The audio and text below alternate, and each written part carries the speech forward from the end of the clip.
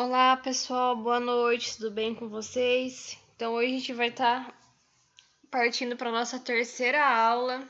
Infelizmente não vão ser todos os alunos que vão estar participando da aula presencial, mas vamos seguindo com fé que logo todo mundo vai estar podendo junto assistir aula, voltar aos transportes. Logo acaba a pandemia, se Deus quiser, e novamente a gente vai estar lá junto para aprender. Eu aprendi com vocês e vocês aprenderem comigo, tá bom? Então vamos lá, vou estar à disposição para dúvidas. No finalzinho dessa aula eu vou dar um questionário para você estar respondendo, certo? Então, vamos relembrar as aulas anteriores. Também existem alguns alunos que começaram depois. Esses alunos também, se quiserem, pode estar vindo tirar dúvida comigo, eu estarei à disposição, certo? Então, vamos dar uma resumida das duas primeiras aulas. Primeira aula, a gente viu a descoberta do raio-x, como foi descoberto o raio-x, a importância do raio-x, a importância da radioproteção. Eu também passei um pouquinho o que a gente ia ver durante o curso. Expliquei algumas coisas, dei um questionário, certo? Na segunda aula, a gente já viu a diferença entre acidente radiológico e acidente radioativo. Não sei se vocês se recordam dessa aula, da diferença do acidente radiológico e acidente radioativo. Acidente radiológico ou acidente de Césio, aqui no Brasil, que foi o maior acidente. E o acidente radioativo, o acidente de Chernobyl, certo? Acidente radiológico, o acidente onde a fonte era, um equipamento radiológico de um hospital, que foi descartado de forma incorreta. E o acidente radioativo, foi lá do Chernobyl, um acidente nuclear. Vocês conseguiram entender a diferença entre os dois acidentes? A diferença entre radiológico e radioativo, e eles têm um ponto em comum, que é, no caso, a falha na segurança, Se tanto se tivesse um descarte correto do equipamento radiológico, poderia estar evitando esse acidente radiológico, E no acidente radioativo de Chernobyl, também falhas de segurança. Então, vocês viram nos dois acidentes que eles poderiam ser evitados se tivessem segurança, Por isso é muito importante a radioproteção, a segurança radiológica, certo? Então, isso daqui é só para a gente dar uma relembrada nas aulas anteriores, para vocês ir se familiarizando, ambientando na disciplina, certo? Então, vamos lá, pessoal. Conforme, certo? Conselho Nacional de Energia Nuclear, certo? Eles fizeram uma norma, que é a norma 3.01. Eles deram a seguinte definição para proteção radiológica, ou radioproteção, Que é o conjunto de medidas que visam proteger o ser humano e os seus descendentes contra possíveis efeitos indesejados causados pela radiação. Tá? Então, a radioproteção, ela foi, criada para proteger o ser humano, para proteger vocês, futuros profissionais do setor de radiologia, para proteger os pacientes, para a gente poder estar utilizando a radiologia de uma forma segura, certo? O que será que é esse Conselho Nacional de Energia Nuclear? Não sei se vocês se recordam, mas naquele vídeo e também no texto que eu passei do acidente do Césio, foi chamado um físico desse conselho para estar fazendo, estudando esse caso, estudando o acidente, verificando a causa. Então vamos lá, vamos ver primeiro o que é esse conselho. Então é o Conselho Nacional de Energia Nuclear, Comissão Nacional de Energia Nuclear, certo? Então, é um órgão que pertence ao Ministério da Saúde, Tecnologia e Inovação, certo? Esse órgão, o que acontece? É um órgão superior de planejamento, orientação, supervisão, fiscalização. Ele estabelece normas e regulamentos em radioproteção e é responsável por licenciar e fiscalizar a produção e uso de energia nuclear no Brasil. Também é um órgão que investe em novos equipamentos, em pesquisa, em desenvolvimento de medicina nuclear. É um órgão muito legal. E aqui no Brasil, ele faz todo esse trabalho de fiscalizar. Ele é muito legal. Então, esse órgão, ele criou essa norma, que é 30.1, e essa norma é considerada a norma mãe da radioproteção. É uma norma para você ter base, é uma norma base para alguns conceitos da proteção radiológica, certo? A gente tem que lembrar que graças à radioproteção e essas normas, vocês, futuros técnicos, vão se proteger, certo? E também vão proteger os seus pacientes. Além dessa norma, que é 3.0, a gente tem a portaria 453 e a mais atual, a RDC 330, que é Resolução de Diretoria Colegiada, que a gente vai estar vendo também na próxima aula. Mas nessa aula específica, a gente vai falar um pouco sobre a portaria 453, certo? Então, o Estado, o governo, né?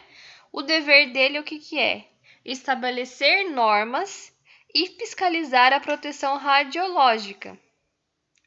E o dever do técnico em radiologia, do tecnólogo, é cumprir as normas e zelar por sua aplicação, certo? Porque vocês que vão atuar nessa área, vocês têm que cumprir essas normas para ter, né, um serviço, um trabalho de melhor desempenho. Ou seja, vamos estar exemplificando isso. O governo sempre vai estar verificando se as clínicas, se os hospitais, se os centros de imagem vão estar de acordo com o que vai estar dizendo nessas normas. E vocês vão estar zelando para estar aplicando esses protocolos, esses procedimentos.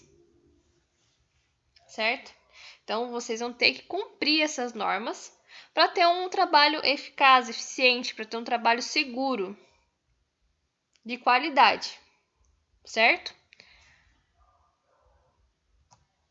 Aqui eu coloquei para vocês alguns órgãos internacionais de radiologia, de radioproteção, certo?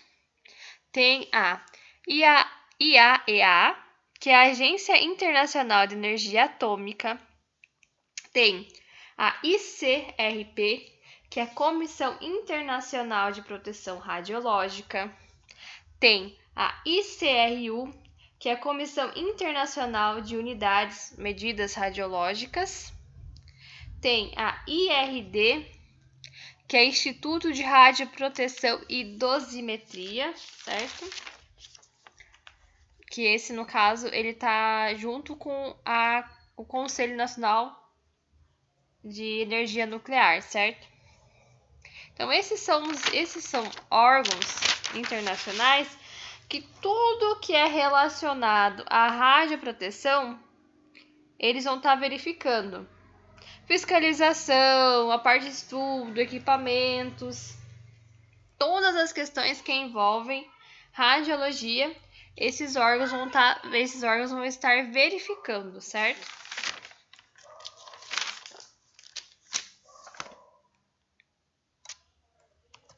E por qual motivo, né? Qual o motivo principal de ser estabelecida essas diretrizes de proteção, certo? Há uma expansão do uso das radiações ionizantes na medicina no país. Riscos inerentes. Por isso existe uma necessidade de uma política nacional de proteção radiológica. Ou seja, são criadas normas, diretrizes, portarias para quê?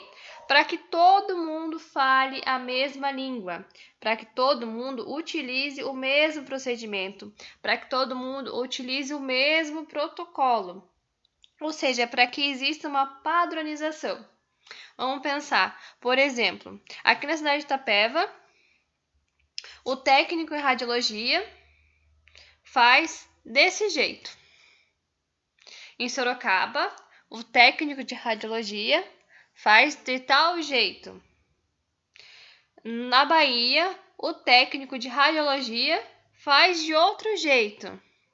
Então, fica muito complexo para o governo, né, e para os conselhos e os institutos estarem fiscalizando todos esses lugares.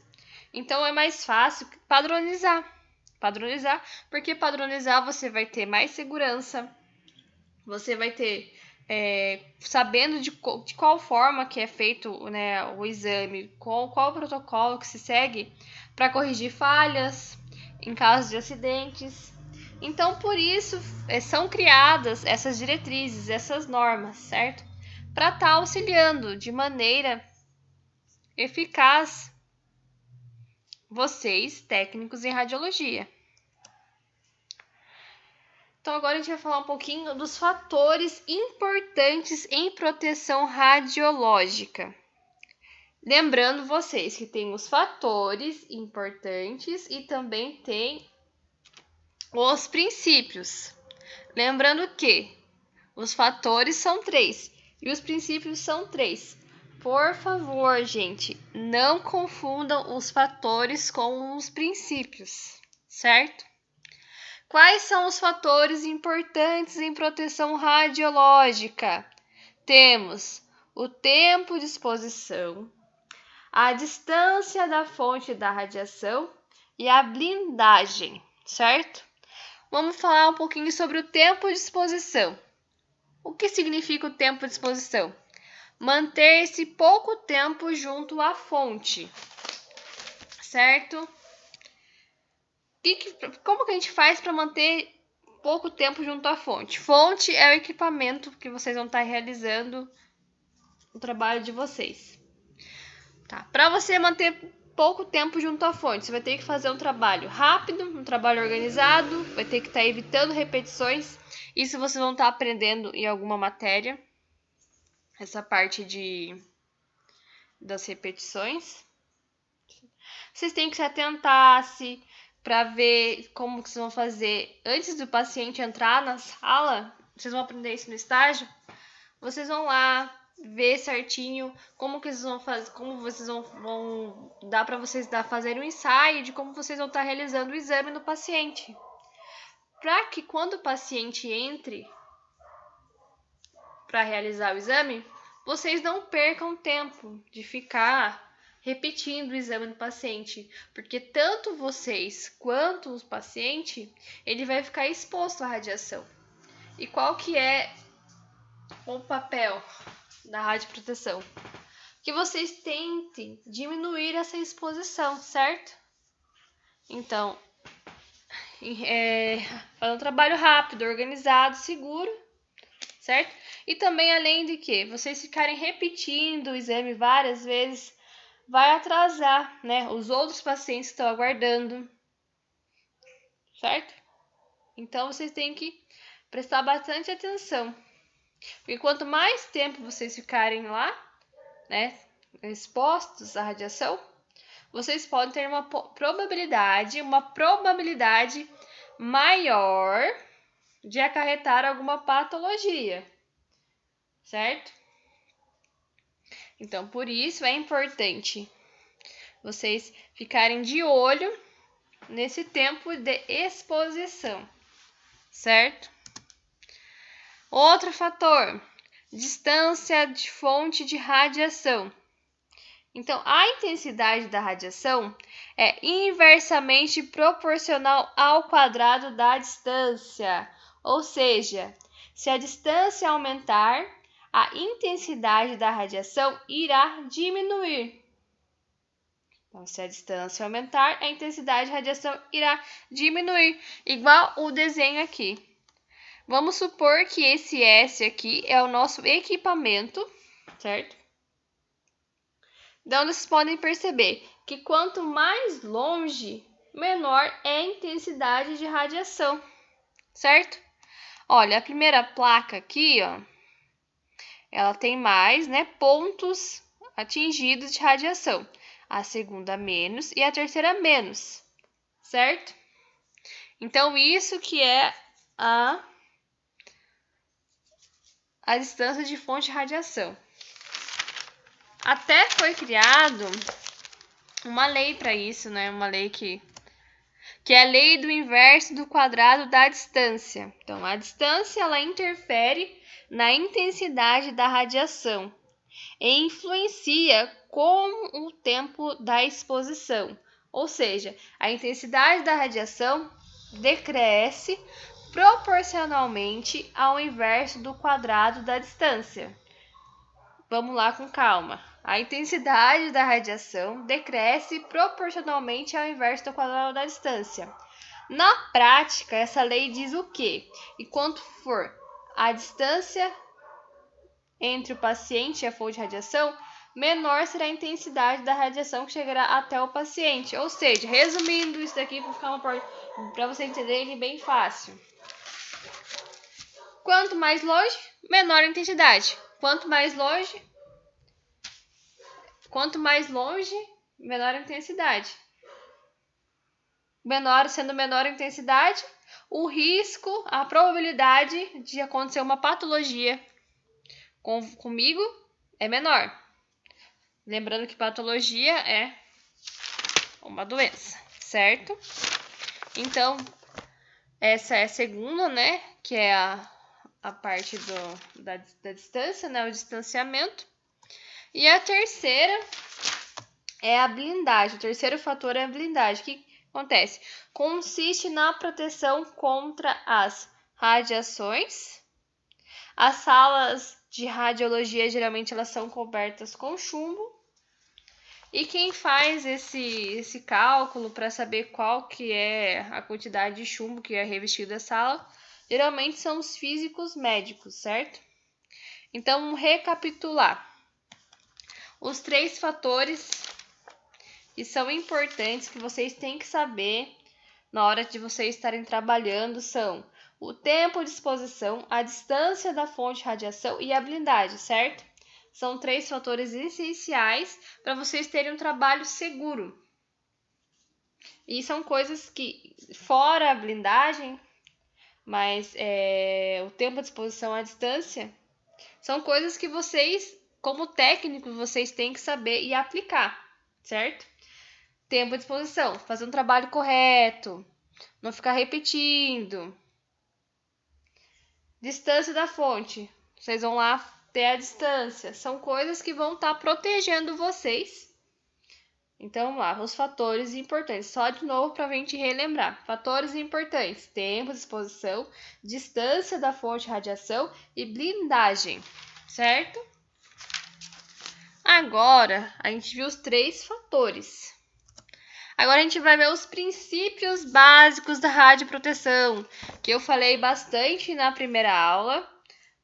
Também falei na segunda aula. Meio por cima, né? Só para vocês terem um pouquinho do que seria. Esses princípios básicos da radioproteção estão em quase todas as normas, tá bom? Tá, o primeiro princípio é justificação da prática. Estabelece que nenhuma prática deve ser autorizada a menos que se produza suficiente benefício para o indivíduo exposto, de modo a compensar o detrimento que possa ser causado pela radiação. Ou seja, tem que verificar se É necessário realizar esse exame? O benefício de eu estar realizando esse exame vai ser maior que o malefício? Certo? Primeira coisa que a gente tem que ver também. O médico profissional habilitado para solicitar um exame de imagem tem que verificar a solicitação. Quando vocês estiverem trabalhando, quando estiverem realizando o estágio, vocês vão estar verificando, né? O médico vai fazer um pedido no raio-x. Vocês como profissionais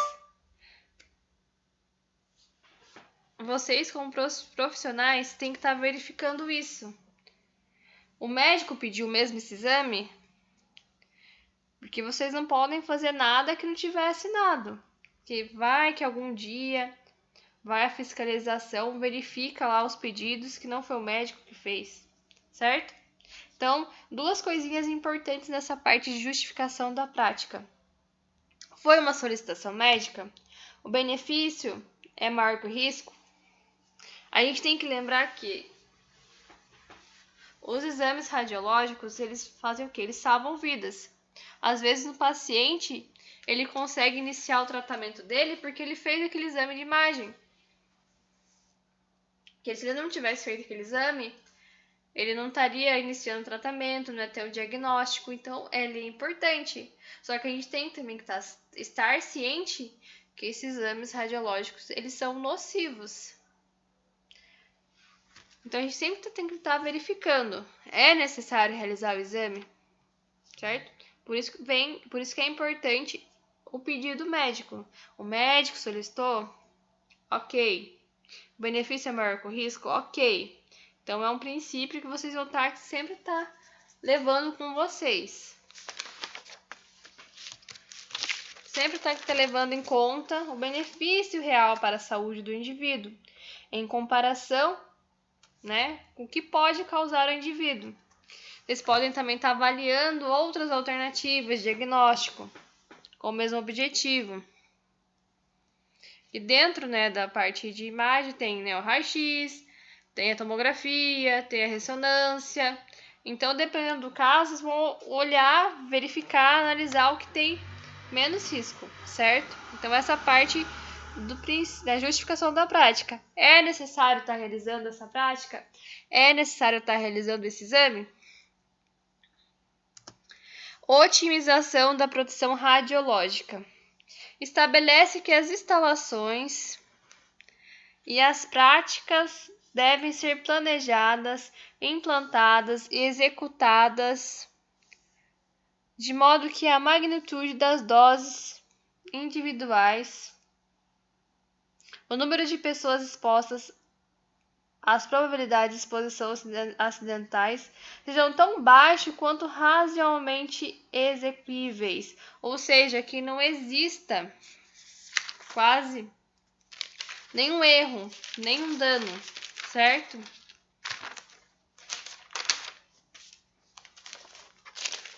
A gente pode estar vendo tão baixo quanto razoavelmente possível.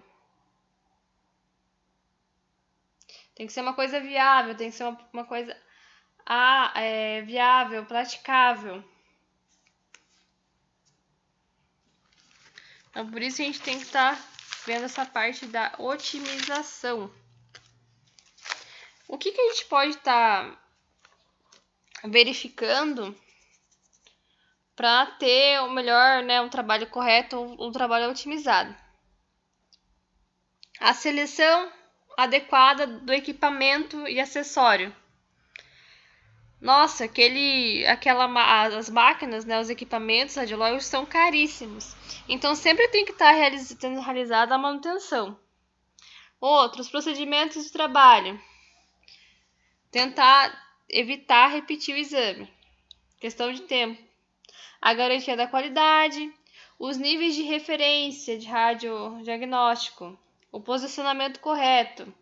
Então, se eu estar selecionando adequadamente as técnicas e os acessórios para realizar o exame, eu vou ter um trabalho otimizado. Então, eu vou otimizar, né? Vou ter a otimização da proteção radiológica, certo?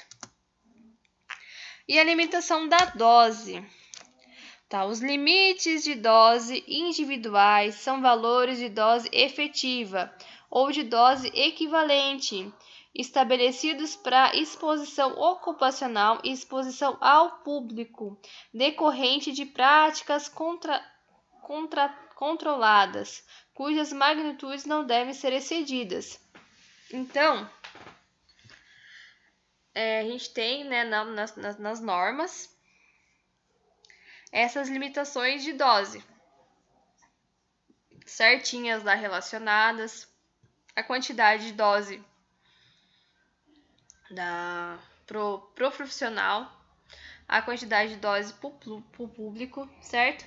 E é super importante estar seguindo esses limites pro bem de vocês e pro bem dos pacientes, certo? Então vamos recapitular aqui. Os princípios são a justificação da prática, a otimização e a limitação de dose. Os princípios e os fatores é tempo de exposição, a distância da fonte de radiação e a blindagem, certo? Então, é isso. Vamos lá para os exercícios. Os exercícios são para vocês estarem fixando o que foi falado em aula, para vocês estarem aprofundando o conhecimento de vocês também, certo? Então, vamos lá. Eu vou fazer diferente. Para ter certeza que vocês vão estar fazendo os exercícios, eu vou estar ditando as perguntas, certo? Então, a questão número 1. Quais são os principais órgãos nacionais e internacionais que estabelecem normas e regulamentos da radioproteção? Vamos lá. Questão número 1, novamente. Quais são os principais órgãos nacionais e internacionais que estabelecem normas e regulamentos da radioproteção? Certo? Esta é a questão número 1. A questão número 2. Qual o papel da CNEN? Qual o papel do Conselho Nacional de Energia Nuclear? Repetindo, questão número 2. Qual o papel da CNEN, que é o Conselho Nacional de Energia Nuclear? Questão número 3. O que é dever do Estado e o que é dever de nós, futuros profissionais da radiologia? Questão número 3. O que é dever do Estado e o que é dever de nós, futuros profissionais da radiologia? Questão número 4. Qual o motivo principal das diretrizes da radioproteção? Questão número 4. Qual o motivo principal das diretrizes da radioproteção? 5. Quais são os principais fatores em proteção radiológica? Questão número 5. Quais são os principais fatores em proteção radiológica? Questão número 6. Quais são os princípios da radioproteção? Questão número 6. Quais são os princípios da radioproteção? Questão número 7. No que se baseia a lei do inverso do quadrado da distância? Questão número 7. O que é e se baseia a lei do inverso do quadrado da distância? Certo? Questão número 8. Cite ao menos 3 fatores essenciais para a otimização da proteção radiológica. Questão número 8. Cite ao menos 3 fatores essenciais para a otimização da proteção radiológica. Questão número 9. Quais são os procedimentos que um profissional em radiologia deve utilizar para minimizar seu tempo de exposição? Questão número 9.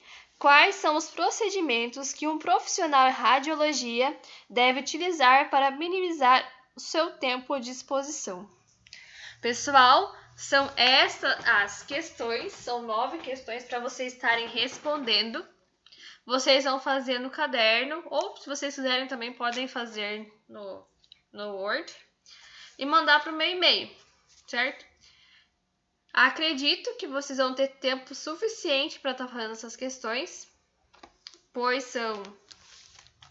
são 4 horas aulas, certo? Eu vou dar mais uma tarefinha para vocês também lá no Classroom, para vocês estarem lendo a norma, mas eu vou colocar para vocês lá o que eu quero que vocês façam, certo? E é isso, né? Muito obrigada pela atenção de vocês. Não entendeu alguma questão? É só voltar no vídeo e eu vou estar à disposição para qualquer dúvida. Obrigada e boa noite.